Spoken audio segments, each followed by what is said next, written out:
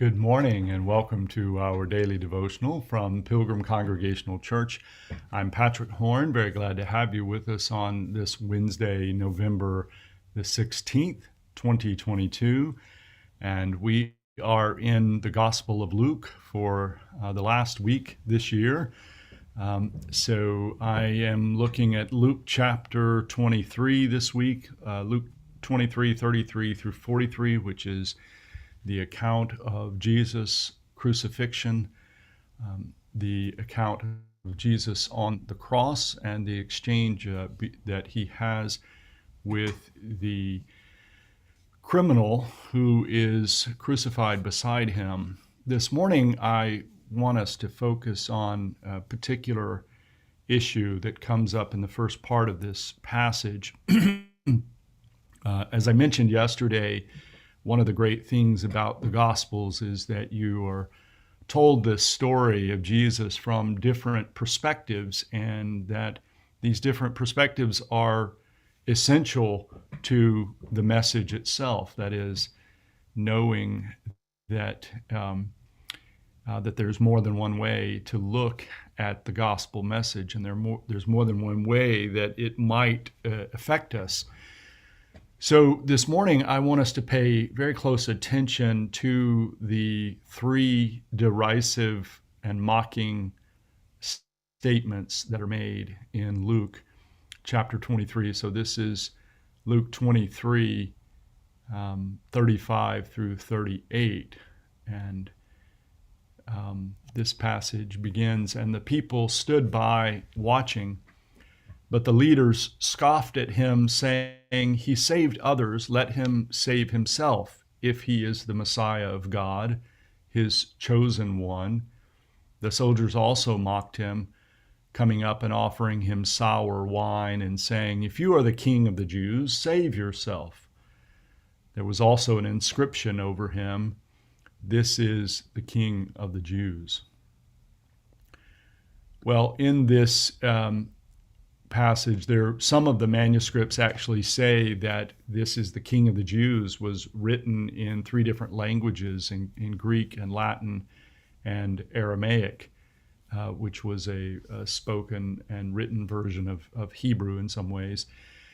And so what I find incredibly extraordinary about the Gospel of Luke is that he puts the truth in the mouths of these mockers.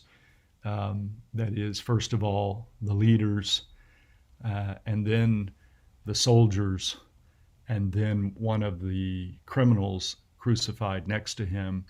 They're all mocking him in different ways, but they all refer to one or more of the titles for the Christ, the Messiah.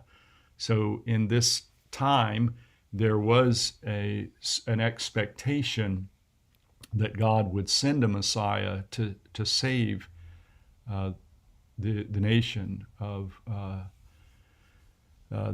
Israel, and the expectation was that this would be a military, powerful individual having the power of God and the power to call upon the angels at any time. And Luke tells the story without a lot of commentary.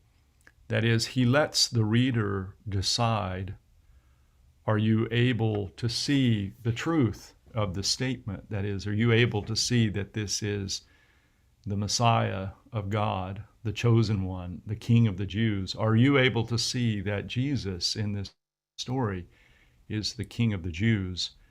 Are you able to see that Jesus is the King of the Jews, even though he's going to die, even though he's not going to save himself, even though in the way that people expect, even though he's not going to become a great military or political leader? Are you able to see that Jesus is the King of the Jews?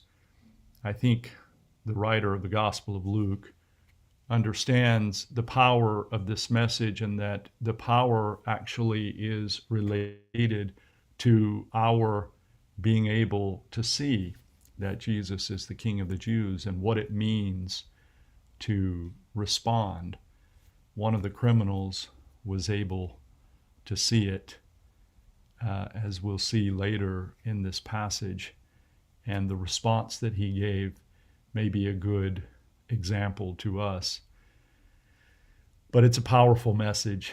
Can you see that this is the King of the Jews, even as he is mocked and berated and crucified? Let's close with this word of prayer from the Puritan Richard Alline. My Lord, bring me to the place where you eat. Let me live before your face. Let me feel your smiles upon my heart. Let me love you and tell me you love me. Remember me, take pity on me, accept me, care for me, and then choose my condition, my home, and my sources of sustenance. Give me a new heart, Lord. I am tired. You also are tired of my wicked heart. Make it easier for yourself and for me by taking away this heart and giving me a better one. Lord, spread your sweet ointment. Let the smell of your garments refresh my soul. Let me taste and see. Let me see, and I will taste that the Lord is gracious. Amen. Thank you for joining me this morning from Pilgrim Congregational Church. I'm Patrick Horn, and I hope that you have a very good day. Goodbye.